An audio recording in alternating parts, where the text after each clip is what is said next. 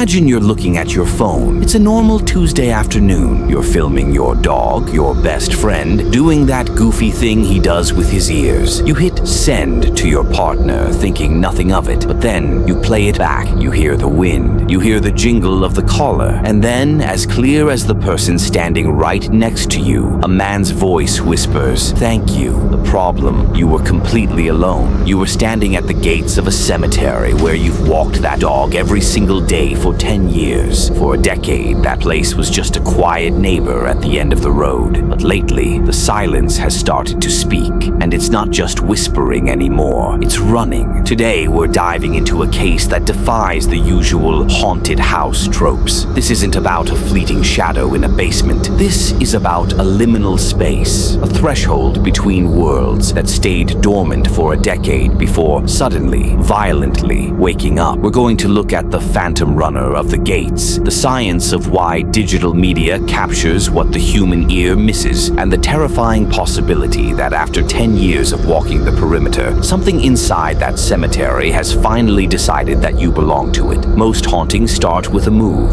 a new house, a fresh start. This one started with a routine. For 10 years, the road ended at those cemetery gates. It was a backdrop to a daily life. You know the texture of the gravel. You know which trees lose their leaves first. You and your dog have established what researchers call a handshake, a recognized pattern of behavior. In folklore, a cemetery isn't just a place where we put people. It's a legend landscape. It's a hybrid space where the visible meets the invisible. But for you, it was just home. That's the first open loop we have to address. Why now? Why does a location remain inert for 3,650 days and then suddenly erupt into activity? Parapsychology suggests two theories. The first is stone tape theory. It posits that minerals in the earth and the stone of the monuments act as a natural recording device, absorbing high-intensity emotional energy. For 10 years, the tape was just recording. But something changed a month ago. Maybe it was the weather, or maybe it was a shift in your own transliminality, your own sensitivity to the environment. Scientists call this haunted people syndrome, HP-S. It's the idea that certain people have thin mental boundaries that allow them to perceive shifts in the atmosphere that others ignore. You weren't looking for a ghost. You were just parked outside the gates. And that's when the phantom runner made its first move. 1 month ago, you're in your car. It's quiet. The engine is off. The cemetery gates are just a few yards away. Then the silence is shattered. You hear it. Crunch, crunch, crunch. Heavy bipedal footsteps. Not a stroll, not a limp, a run. A full tilt sprint on the gravel, coming directly at your car. This is known as spontaneous sound phenomena, SSP. In places like Greenwood Cemetery in Muscatine, visitors have reported this exact experience. The sound of a phantom runner charging at them from the darkness, only to vanish the moment they reach the vehicle. Visceral sensory details are key here. You didn't just hear it, you felt the weight of it. The rhythm of bipedal footsteps has a specific cadence, a heavy thud thud thud that speaks of intent. When something runs at you, it's a predatory signal. It's a border patrol manifestation. In many traditions, the first person buried in a cemetery becomes its gatekeeper or guardian. Their job is to protect the silence of the dead from the intrusion of the living. Was the runner trying to scare you away, or was it testing you? You didn't leave. You kept coming back. You kept walking the dog. And that's when the interaction shifted from a threat to a conversation. A week ago, the Snapchat incident happened. This is where the story takes an emotional turn. You're filming your dog, an animal that, in almost every culture,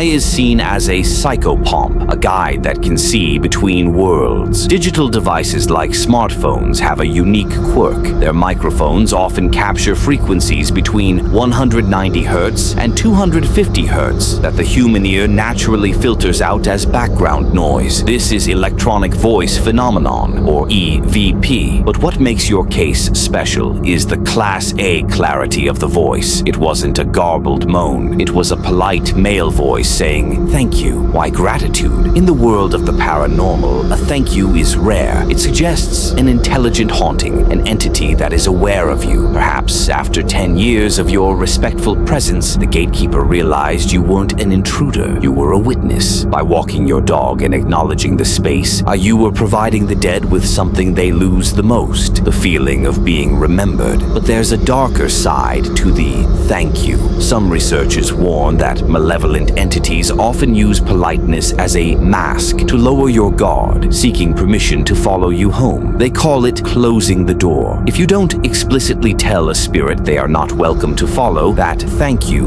might be their way of saying thank you for the ride. Think about your dog for a moment. He's been your companion for all 10 of those years. Have you ever noticed him staring at a corner of the gate where nothing exists? Have you noticed him stop and growl at the empty air? Canines have a sensory range that dwarfs ours. They can perceive subtle electromagnetic EMF fluctuations that often precede a manifestation. Your dog may have been interacting with that man's voice for a decade. The only thing that changed a month ago was that the energy became strong enough for you to notice. Cemeteries are liminal zones, geographic boundaries where the rules of reality are slightly thinner. They are sequestered from the everyday world. When you park at those gates at night, you are effectively sitting in a no man's land. The phantom runner you heard was likely a residual imprint of a life lived in high stress. A mourning father, a frantic groundskeeper, looping through time. But the voice was intelligent. It was a response to the now. So, where does this leave you? You're still living at the end of the road. The cemetery is still there, but the relationship has changed. You can't unhear the footsteps. You can't unhear the gratitude. Or there is an old tradition of leaving coins for the dead at the gate. 3 coins of the same color as an offering to the gatekeeper. It's a way of paying the toll for the peace you seek. But there's also the ritual of the closing. When you leave that gate, you have to say it out loud. I am going home now. You are not invited, because the thank you